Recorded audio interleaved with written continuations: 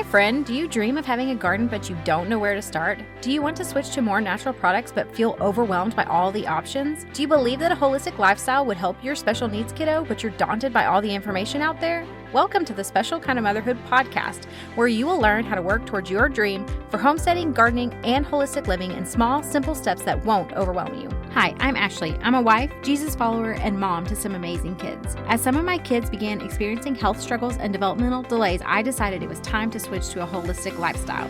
I quickly became stressed out and burnt out, feeling like I needed to change everything at once. I finally realized that I had to start making one small change at a time, then build from there. I learned to walk this holistic journey in a way that works for me and my family, without stress or overwhelm or constantly feeling like I wasn't doing enough. If you're ready to hear from another mama who understands what it's like to have no time and who can help you make changes towards better health for your family in a way that works for your specific life, then this is the podcast for you. Pop in your earbuds, reheat your coffee for the third time, and let's do this. Hi everyone, welcome back to the podcast. Today I have with you one of my dear friends who is just a wonderful human and a wonderful mom, and I just want to share a little bit. Katie is actually a special needs mom. She's a homeschooling mentor, a podcast host, and a course creator dedicated to helping Christian families create a healthy, peaceful home environment that leads to generational family success. Through her podcast, membership community, and one-on-one homeschool strategy session, Katie teaches families how to reduce stress and cultivate deeply rooted joy in their home life, despite the stress and chaos special needs life can create. With over a decade of experience researching and implementing neurodevelopmental techniques, child development, and homeschool strategy sessions, Katie brings a message of hope, peace, and joy to families worldwide. So, Katie, I'm so glad to have you here with me, and I would just love to chat with you a little bit about family, share a little bit about yourself, and kind of what the dynamic has looked like for you and your family as you have been raising your children that have special needs. Sure. Well, thank you for having me here today. I really appreciate it. I'm so excited. Yes. So I have 5 kids. They range in age from 8 is now my youngest and all the way up to 19. And my special needs parent journey really began 19 years ago and then didn't quit. So as we went down the line with the kids, each one had their various issues and struggles to continue to have some challenges. And so one is profoundly disabled. We navigated life with special needs kids while also moving around with the military. And that's also how we began homeschooling.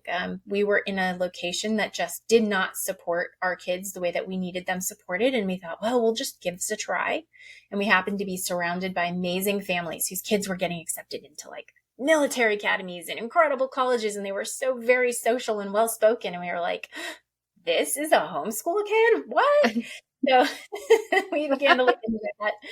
And, here we are all this time later. We've really just had an uphill battle with our kids' health and trying to get them to develop and be functional. And we realized, we've seen so much, I wonder what we can share with other people. Yes. And you do such a wonderful job of sharing really good tips that are going to be very actionable is what I would say, in helping people to say, okay, this is what I'm struggling with and this is what I can do to try. And maybe it won't work, but just having the ability to have something to try really gives moms a sense of power of like, okay, there is something I can do. I'm not stuck in this cycle of hopelessness and of feeling like I'm a victim to circumstances. So I would love to hear from you, because I know so often as families, whenever you are parenting your kids with special needs, it can take a toll. It can be very hard to build community, and it can take a toll on like the marital relationship. It can become all consuming. So what have you found to be really helpful in kind of boosting up that support for family and being able to remain connected and close, even while caring for your kids and the challenges that you may come up against? Yeah, that's such a good question, because that has been such a challenge for my family. We realized with my husband deploying and us moving all the time and not being near family for a very long time to have any kind of local family support. And it was always challenging to plug in to have community support when you're new.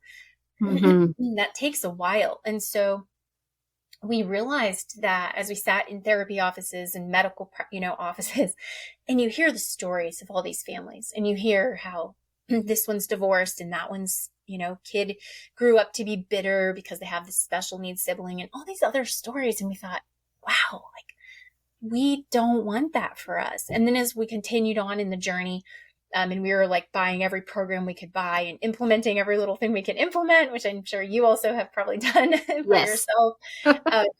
Yeah. We also started to see success stories, and we really tried to take opportunities to learn from those people as we could. And there wasn't a lot, though. There really wasn't a lot out there for us. I mean, there was definitely nobody who really could say, oh, here's how your marriage survives the stress of grief over the loss of the dream of your child, grief over the loss of the life you thought you were going to have.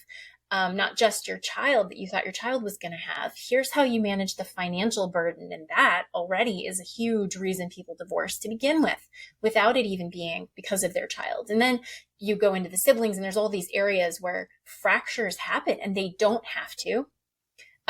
It's literally, people think, oh, well, I'm just not skilled enough, or I never learned that growing up, or whatever. But you can learn, because these are just skills. And so what we did was we created over time a family government, and that has had an impact on our family that's been tremendous. So can you share with us a little bit? You're so right. It is, you just see all of the different ways that it kind of plays out for families. And a lot of times it is a lack of education of like, okay, like this is all we know. And we're kind of in this survival mode. So we're just doing whatever comes every single day. Like we're just putting out this fire, then this fire, then this fire. And sometimes because you're in that constant state of fight or flight and reaction, you forget to have intention behind your actions. And what am I doing every single day? And trying to find your way out of that can be very hard. So you mentioned the family government. So what does that look like, and what is that? Yeah, this is one of my favorite topics. A family government, if you think about the actual government, there are people who are elected to be in charge. Mom and dad automatically get that election. And then you have the society. And so in society, in a fair society, everyone is seen, everyone is heard, rules are made, but they're announced first. They're established in fair ways. They're upheld without emotion and drama. They're just there, and they govern, and we live within it. And if we want a peaceful life, we live within it, but with all voices being heard, seen, and respected.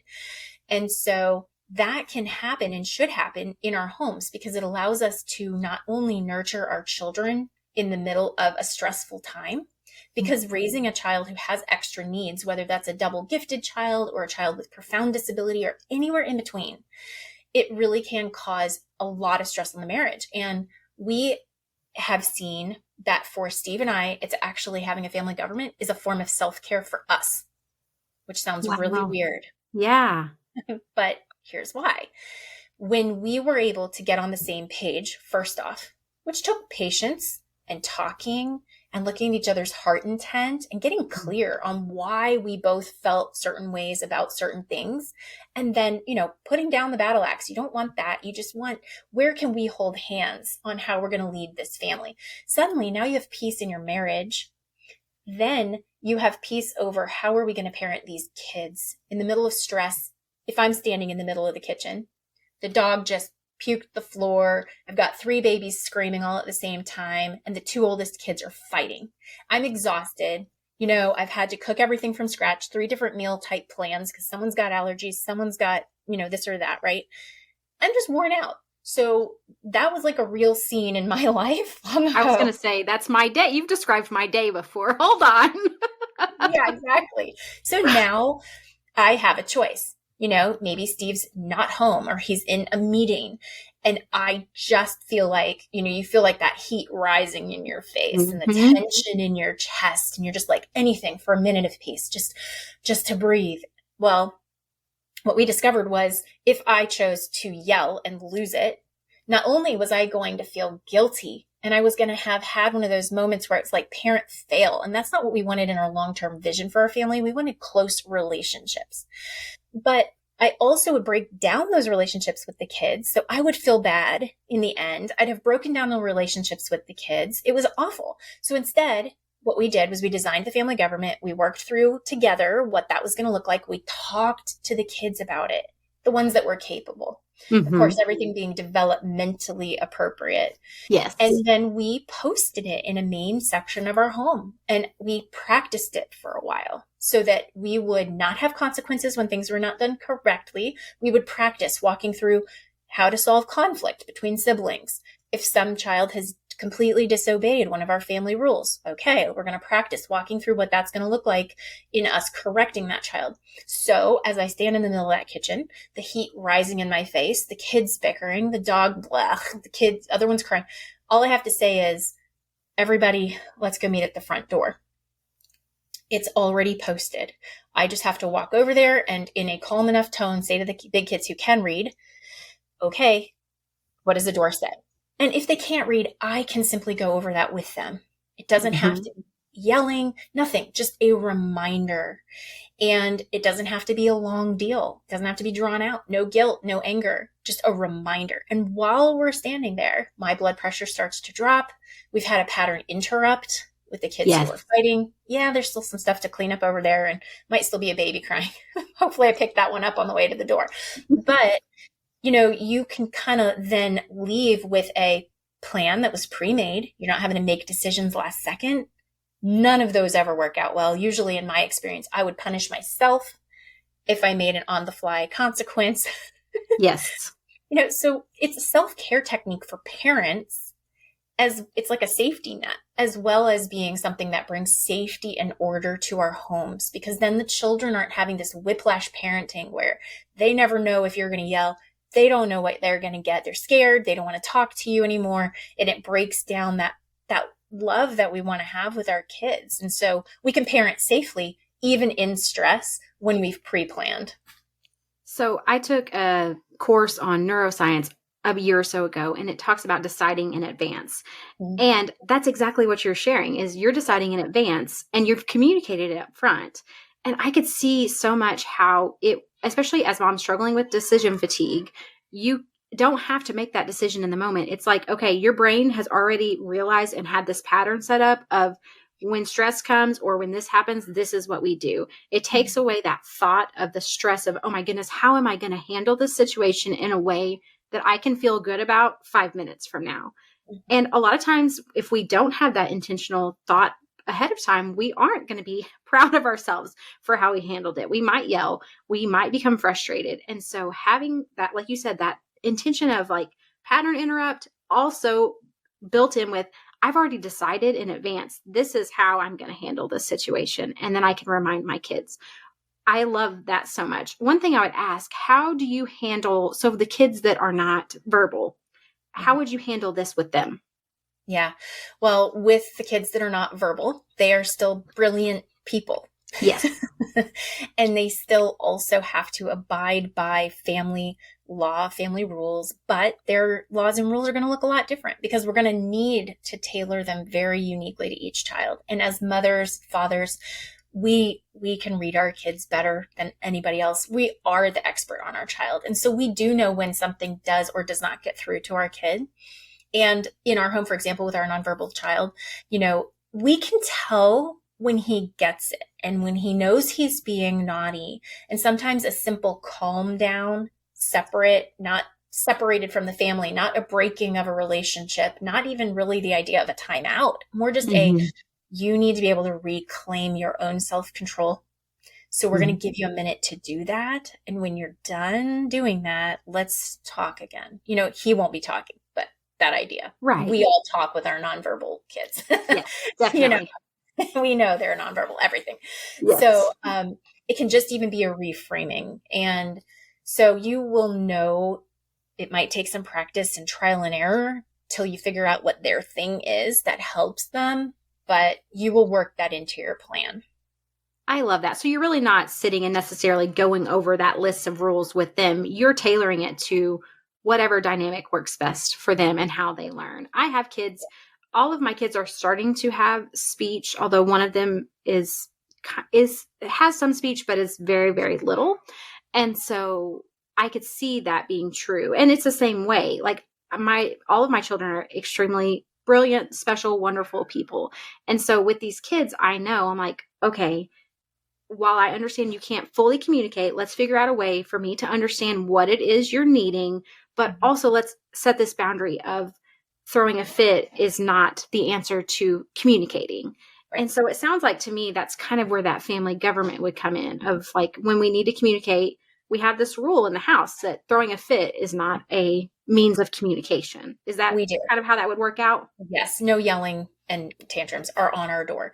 Now, of course, in the moment when those begin, most of us know the child's cry. We know if this is actually something that is a out of control emotional thing, or we need to go through. Is this hunger? Is this thirst? Is this something that is actually going on in their environment? Do they need to go potty? Do they need their diaper changed, depending on their developmental level? So you want to always go through those things first before we ever move into any kind of, consequences or any of that. But that's part of what a government does. We take care of our citizens, right? Mm-hmm. And if our children are our citizens, and disability laws are different than what your average typical citizen is going to abide by. We have to remember, we have to tailor everything in our home to our unique child's specific needs. And that's going to look different than what their sibling abides by. But you could still have overall general guidelines for your family, including what your family vision is. So one of our family guidelines and visions is to love one another. So if the children are being very unkind and very selfish, that does not fall under love one another. So then we go through, talking about that. And, for us, because we're a faith-based family, we will actually do some deeper learning and talking and discipling over what we really believe that is stemming from. And how we can fix it. Yes. But yeah, it's just for us to have those established guidelines already pre-thought through, so that I'm not making more bad decisions based on decision fatigue and emotion and not thinking in the logical side of my brain. Because as a special needs mom, I'm taxed most of the time. I'm pretty tired already. And so, anything we can do to support ourselves and our children is so important. I'm thinking of like the moms, and you shared about with your husband really taking that time to be focused and intentional. But these moms, we've both been there, and sometimes we still are there. It's like you have no time in the day. The idea of sitting and having a conversation, like multiple conversations with your spouse to decide all this stuff, it just feels honestly sometimes impossible and exhausting. So what I would ask is, what is like maybe one thing that they could do to get started? Because I do think a lot of times we get stuck, like I had mentioned, in that habit of just reacting. And so often what we actually need is to take the time to slow down, to be intentional about having these conversations with our spouse, so that, like you said, there's peace and unity there. That's just going to flow out into the entire home. Our kids pick up on that.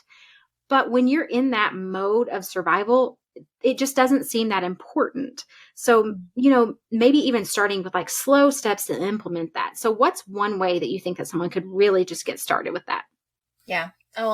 For us, the way that we did it, which was my favorite way, was we first had to be able to get to where we could think clearly. And for us, that looked often like, we have this amazing van filled with car seats and kid music and air conditioning or heat. And he and I can actually talk as long as there are kid songs on. Let's go have a family drive. And I could bring a notebook. And of course, we're answering lots of kids' questions, but we would say, kids, we need our brains to ourselves. We can't let you borrow our brains for a few minutes. And depending on their ages, they could kind of understand or not. But that helped them. We set the expectation for them. The other thing that we would do is we established a regular, what we would call couch time. And that was every day after work. The kids knew ahead, we are going to have time where mom and dad are going to talk and catch up. It's usually 20 minutes. It doesn't always have to be. Sometimes it would go longer. And we would let the kids play at our feet. Sometimes that's a good opportunity to actually, and I'm not an advocate of screen time, but that's not always a bad time to put on something if you can put it in another language. So that then they're at least learning another language. You have a few minutes with your spouse. So there are ways, or it's a time to keep a special basket of toys that they don't see otherwise, except at rest time or when you need time with your spouse. So there are ways. You have to first get your brain free. Then the very first step, it's not setting up the family government at all. It's actually to look at the vision you have for your family long term, to spend time dreaming about that with your spouse. What I would love both of that. you really love someday, 20 years from now, when these kids are coming home from college or from being married? What do you want those relationships to look like with you when you greet them at the door? First, do you want them to come home? I know parents who have not wanted their kids to come home. I have seen it. I also have seen, where the parents didn't plan ahead. They didn't realize what they wanted and it didn't go well, because if you don't plan, a lot of the time you don't get what you want. So if you plan that you want a relationship with them that's close knit and that they come home and you can give them this big hug and they have a good relationship with their siblings and a good relationship with their dad, well, okay, so now we back it up.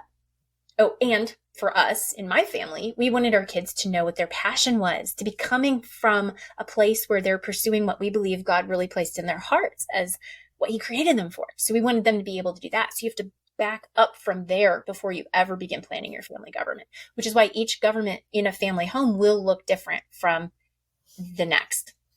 Oh, I love that so much. And because the reality is that having that positive vision is actually going to be more motivating than feeling like you have to stick to some rule or something like that. So it's like, let's get this vision together of something we want to work on together. And then let's reverse engineer it and figure out how can we actually make that a reality.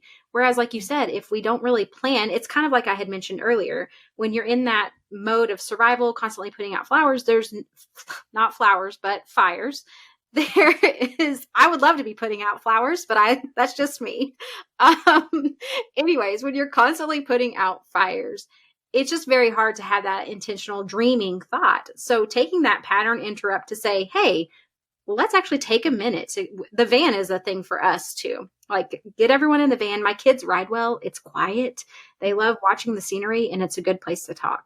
So let's all load up in the van and then we can just take 15 minutes to talk, which is a lot of times it's something that we haven't done in a long time if we're in that mode of survival.